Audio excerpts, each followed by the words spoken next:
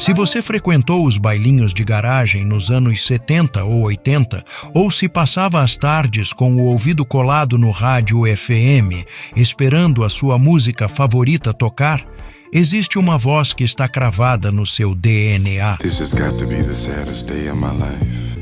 For a bit of bad news. We've been meeting here every day. Imediatamente, os casais iam para o centro da pista. Era a senha para dançar de rosto colado. Honey, you are my shining star, right here where you are. E se avançarmos um pouco mais no tempo, para o ano de 1985, o Brasil inteiro parava em frente à televisão para assistir a novela A Gata Comeu, embalada por uma daquelas baladas românticas que faziam qualquer coração de pedra derreter.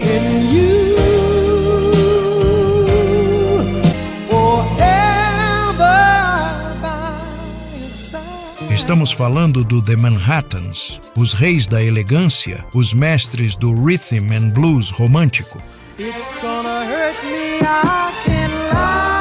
Mas por trás dos ternos alinhados e das harmonias perfeitas que embalaram os nossos romances, existe uma história de irmandade, tragédias prematuras e uma sequência de perdas tão inacreditável que parece até roteiro de cinema.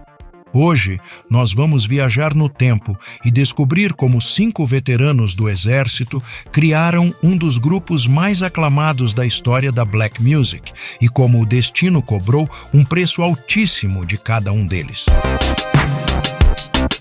Se você gosta de histórias como esta, que resgatam a trilha sonora da sua vida, se inscreva no canal. A sua inscrição é o que nos permite continuar desenterrando essas memórias. E fique comigo até o fim, porque a forma como a formação original dessa banda se despediu deste mundo é algo que desafia qualquer explicação.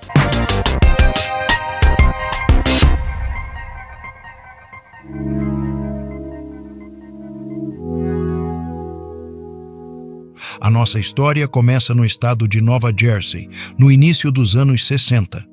Os Estados Unidos respiravam as tensões da Guerra Fria e do movimento pelos direitos civis. Foi nesse cenário que 5 jovens amigos, Richard Taylor, Sonny Bivens, Winfred Blue Lovett, George Smith e Kenny Kelly, retornaram para casa após prestarem serviço militar nas Forças Armadas Americanas.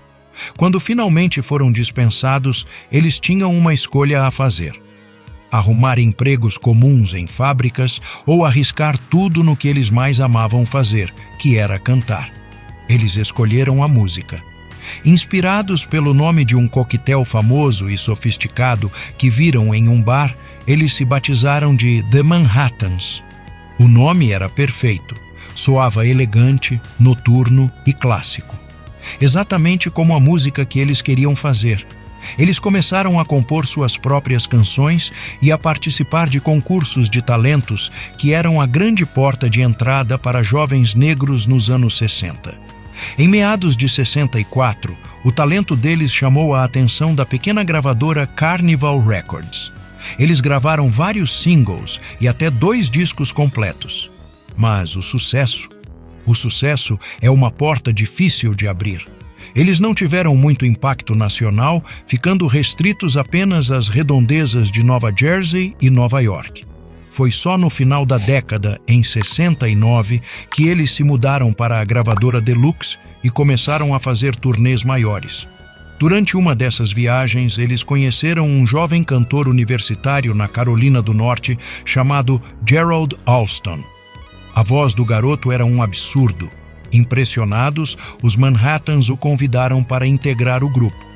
Mas Gerald, focado nos estudos e na sua própria banda, agradeceu e recusou. Ele disse que, por enquanto, não. Mas o destino tem formas cruéis de forçar certas portas. No ano seguinte, em 1970, uma tragédia abalou a fundação da banda. George Smith, o cantor principal e um dos fundadores do The Manhattans, adoeceu gravemente.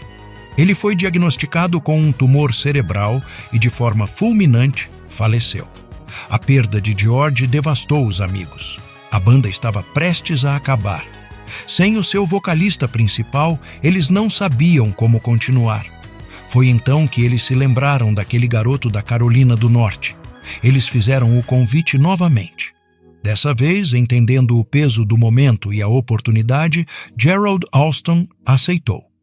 Ele assumiu os vocais principais, trazendo um frescor e um alcance vocal que mudaria a história do grupo para sempre.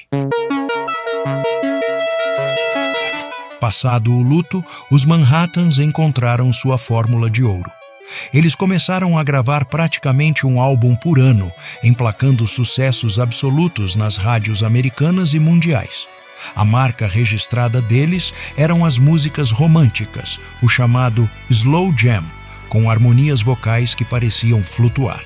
E então, em 1976, veio o grande golpe, o estouro mundial, a música Kiss and Say Goodbye. It's gonna hurt me, I can't lie. Maybe you meet another guy. Essa música merece um capítulo à parte na história da música pop.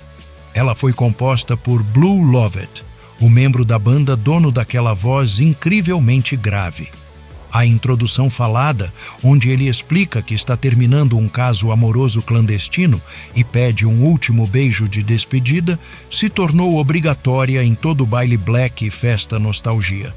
A música foi um sucesso tão colossal que se tornou o segundo single da história a ganhar o certificado de disco de platina duplo nos Estados Unidos. Mas nem tudo eram flores nos bastidores. Em meio a esse sucesso avassalador, as escolhas de vida começaram a separar o grupo. Richard Taylor, um dos fundadores, decidiu se converter ao islamismo e deixou os Manhattans para focar em sua fé. Infelizmente, ele viria a falecer anos depois, em 1987. Ainda assim, o grupo continuou como um quarteto e adentrou os anos 80 com força total. Logo no início da década, eles faturaram o prêmio mais cobiçado da música, um Grammy Award, graças ao estrondoso sucesso de Shining Star, outro clássico absoluto que você com certeza já cantou junto. Honey, you are my shining star. Mas para nós, aqui no Brasil, o verdadeiro furacão ainda estava por vir. Chegamos a 1985. A televisão brasileira exibia a novela A Gata Comeu, estrelada por Cristiane Torlone. E o tema internacional dos protagonistas era nada menos que Forever by Your Side, do The Manhattans. And you forever by your side. A música virou um hino no Brasil. Você não podia ligar o rádio, entrar num táxi ou ir a uma festinha sem ouvir Forever by Your Side. We can make it if we try. Foi um fenômeno cultural que atravessou gerações no nosso país. É claro que, como o Brasil é especialista em tentar adaptar clássicos internacionais, logo pipocaram várias versões em português dessa música. Tivemos a versão da cantora Adriana e, mais tarde, aquela versão exagerada do cantor Robson Monteiro nos programas de calouros. Por mais que essas versões tenham o seu público, nada chega perto da elegância, da dor e do soul da gravação original de Gerald Alston e companhia. No entanto, o sucesso comercial na música é como a maré. Ele sobe e ele desce. Mesmo sabendo que o talento deles era intacto, os álbuns seguintes dos Manhattans foram mais discretos. A música pop estava mudando, os sintetizadores e a dance music estavam tomando conta e os grupos clássicos de rhythm and blues começaram a perder espaço. Em 88, a gravadora Columbia Records optou por não renovar o contrato da banda. Para piorar a situação, Gerald Alston, a voz que havia salvado a banda nos anos 70, decidiu que era hora de tentar uma carreira solo. Ele deixou o grupo. Sem uma grande gravadora e sem seu principal vocalista, os Manhattans passaram por selos pequenos até o início dos anos 90. E as baixas não pararam por aí. Blue Lovett, o coração compositor da banda e dono daquela voz grave e inesquecível, também teve que deixar o grupo seguindo orientações médicas estritas. Logo em seguida, Kenny Kelly, outro fundador, também decidiu pendurar o microfone e se afastou da música, preferindo voltar a focar em seus estudos e viver uma vida normal. Dos 5 amigos que voltaram do exército nos anos 60, restou apenas Sonny Bivins. Ele não deixou a peteca cair. Ele segurou as rédeas do nome The Manhattans, recrutou novos integrantes e continuou fazendo shows pelo mundo, mantendo a chama acesa.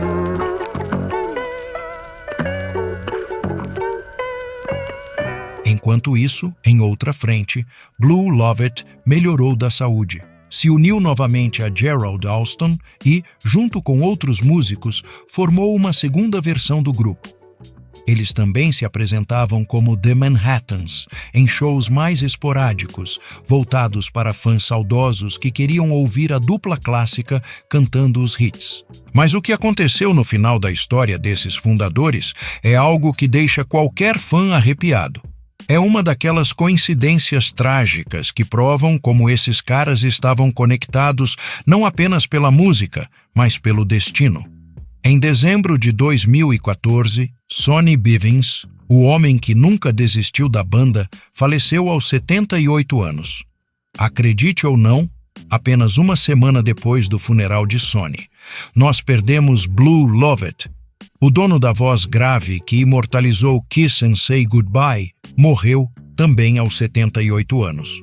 E como se uma maldição estivesse pairando sobre a formação original, Kenny Kelly, que já estava afastado da música há décadas, faleceu apenas 2 meses depois, no início de 2015, aos 74 anos.